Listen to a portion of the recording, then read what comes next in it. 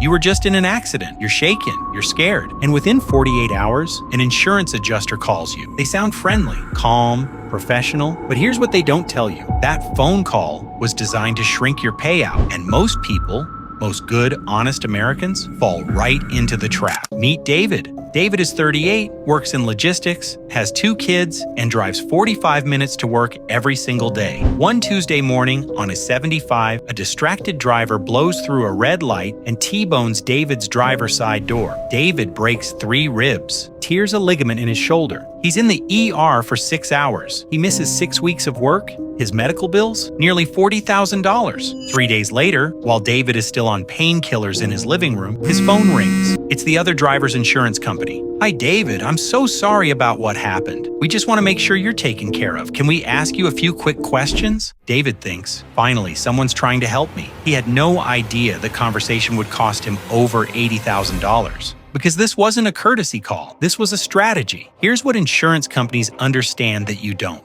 In the first 72 hours after an accident, you are the most valuable asset they have. You're hurt, you're confused, you haven't hired a lawyer yet, and you will say things, completely innocent things, that they will use to cut your compensation in half. It's called the recorded statement trap. When an adjuster asks to just clarify a few details, that call is being recorded, every single word, and they are specifically trained to ask questions that trigger one of 3 outcomes. 1, get you to minimize your injuries. 2, get you to admit partial fault. 3, lock you into a version of events before you know the full extent of your damages. Here's what that sounds like in real life. The adjuster says, on a scale of 1 to 10, how bad is the pain? You say, honestly, maybe a 6? I mean, I've had worse. Done. That's on record. 6 weeks later, when your shoulder surgery costs $35,000, that answer will be used to argue your injuries weren't that serious. Or they ask, was there anything that may have contributed to the accident? You say, well, I was running a little late that morning. Boom. Comparative fault. Depending on your state, that one sentence could reduce your settlement by 30%. This is not illegal. This is the business model. But the recorded statement?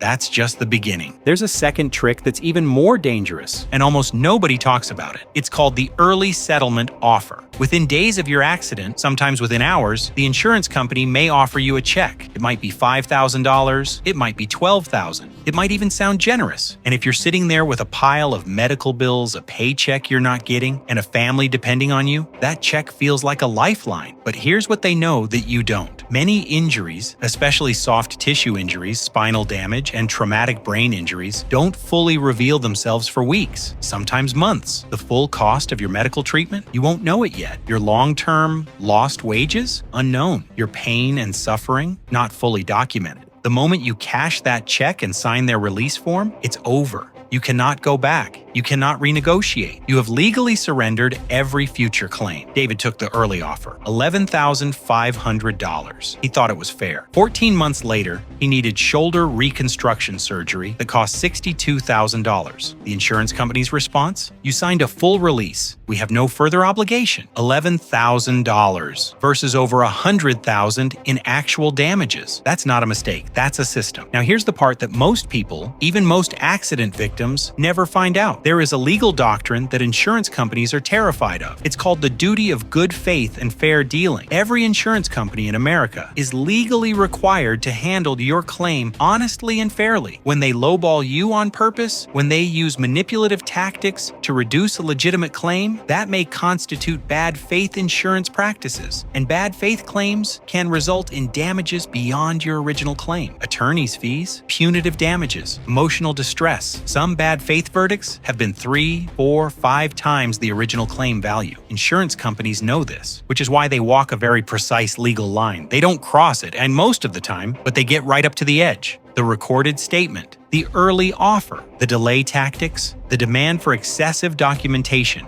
the sudden independent medical examination that coincidentally finds your injuries are less severe than your own doctor says. These are all tools in a system designed to protect one thing, their profit margin, not your recovery. The 4 largest insurance companies in the United States made over $25 billion in profit last year. Let that number sit with you for a second. $25 billion. That money didn't appear from nowhere. Some of it came from premiums, and some of it came from claims that were never paid in full. Claims like David's. So what do you actually do? Because here's the truth, you are not powerless, not even close. First, you do not have to give a recorded statement to the other driver's insurance company. You have zero legal obligation. If they call, you say, "I'm not prepared to give a recorded statement at this time." That's it. That's the whole sentence. Second, do not accept any settlement before you know the full extent of your injuries. In most states, you have time. Use it. Get a complete medical evaluation. See every specialist your doctor recommends. Document everything. Third, talk to a personal injury attorney before you sign anything. Most personal injury attorneys work on contingency, meaning they don't get paid unless you get paid. A consultation costs you nothing, but it could protect everything. David eventually found an attorney, too late to undo what he'd already signed, but not too late to understand what happened.